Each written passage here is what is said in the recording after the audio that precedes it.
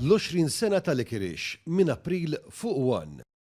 Il-President ta' Malta George Vella kellu udjenza privata mal-Papa Franġisku fil-Vatikan kmieni l-ħamis. Fil-laqa, il-President u l-qdusija tiegħu irreferaw għal relazzjonijiet b'saħħithom bejn Malta u s-Santa Sede fejn iffukaw ukoll fuq is-sitwazzjonijiet preżenti fid-dinja, l-effetti tal-gwerra fl-Ukrajna, is-sitwazzjoni fil-Lvant Nofsani u l-ħtieġa ta' paċi ġusta inkluż permezz ta' dialogu.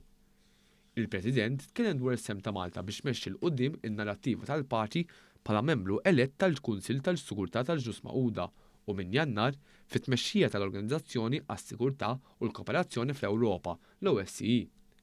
B'referenza għaż-żjara tal-Papa Franġisku f'Malta sentejn ilu, il-President Vella stqarr li l-poplu Malti u Awċi baqa' jgħoż dik il-ġajja. F'kumment wara, il-President qal li l-Papa Franġisku wkoll tkellem miegħu dwar il-memorji sbieħ li kellu qalb il-poplu Malti. Papa ċertu nostalġija tkellem ħafna fuq il-vista tiegħu ta' sentejn ilu, illi kif għatlien ukoll anki il-Maltin baqgħu jgħozzu ħafna. Palma tistenna mbagħad wieħed jitkellem fuq il-problemi li għaddejjin bħalissa madwar id-dinja. L-inkwiet tiegħu bħala kap tal-Knisja u fl-istess anke kap tal-Istat, l-inkwiet tiegħu rigward dak li għaddej. Wara il-laqa, is-Sinjura Mirjam Vella flimkien mal-Ministru għall-Affarijiet Barranin u Ewropej u l-Kummerċ Ian Borg kellhom l-opportunità li l-koll jiltaqgħu mal-Papa Franġisku.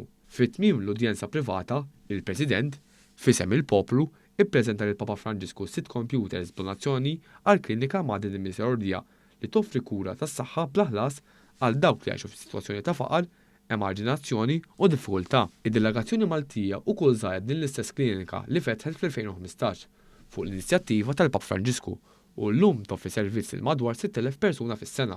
Aktar tard, il-President Vella, akkumpanjat mill-Ministru Borg, kellu laqa mas-Segretarju tal-Istat tal-Vatikan, il-Kardinal Pietro Parolin.